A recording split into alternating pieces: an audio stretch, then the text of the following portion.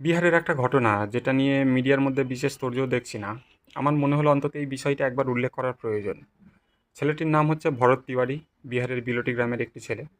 সেখানে আরও একটি গ্রাম আছে, সম্ভবত গ্রামটার নাম জওয়ানিয়া, যেটা গঙ্গার একদম পাশেই অবস্থিত।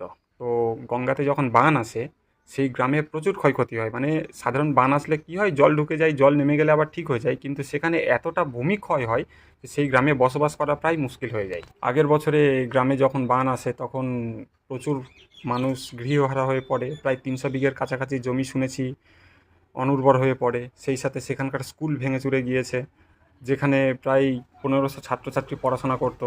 তারা এখন সেই গ্রাম থেকে প্রায় 8 কিলোমিটার দূরে পড়তে যেতে হচ্ছে। তো এই সমস্ত ব্যাপারের জন্য সেই গ্রামের মানুষের সাধারণ একটা প্রয়োজনীয়তা ছিল সরকারকে বলা যে আমাদের এখানে ইনফ্রাস্ট্রাকচার ঠিক করা হোক, যে সমস্ত মানুষ গৃহহারা হয়ে পড়েছে তাদের ঘরবাড়িগুলো ঠিক করা হোক, ইত্যাদি ইত্যাদি। তো আগের বছরে 52 কোটি টাকা অ্যালটও করা হয়েছিল সেখানকার ভূমিক্ষয় রোধের জন্য। কিন্তু ভরত তিওয়ারির কথা অনুযায়ী যে সেই টাকার ঠিকঠাক ব্যবহার হয়নি, সেখানে করাপশন হয়েছে, ইত্যাদি ইত্যাদি। তো এই সমস্ত প্রবলেম সলভের জন্য ছেলেটি বিভিন্ন ডিপার্টমেন্টে ঘোরাফেরা করছিল।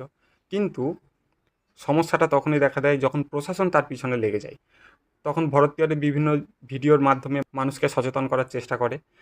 তো সম্ভবত 16ই জুন আহ, এমন ঘোষণা করা হয় যে ভরত তিওয়ারি ছেলেটি পাগল।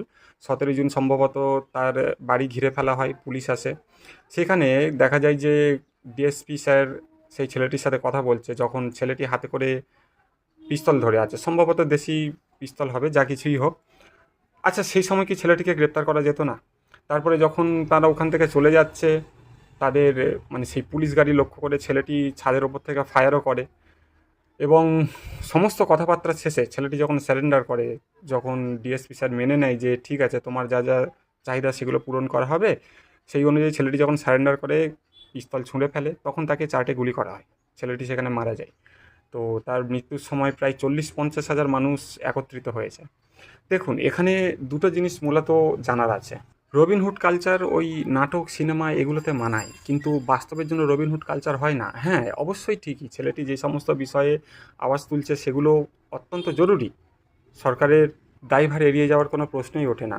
কিন্তু সেটারও একটা পদ্ধতি আছে, তার জন্য হাতে পিস্তল রাখতে হয় না, বা পুলিশের দিকে তাক করে গুলি চালানোর কোনো দরকার পড়ে না।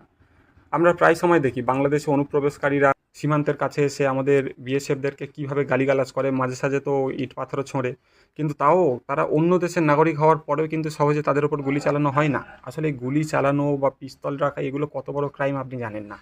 ঠিক আছে, তাই সোশ্যাল মিডিয়াতে সহজে যারা লিখে দেন না যে এদেরকে কেন গুলি করা হচ্ছে না, বন্দুক রাখা হয়েছে কি দেখানোর জন্য, ইত্যাদি ইত্যাদি।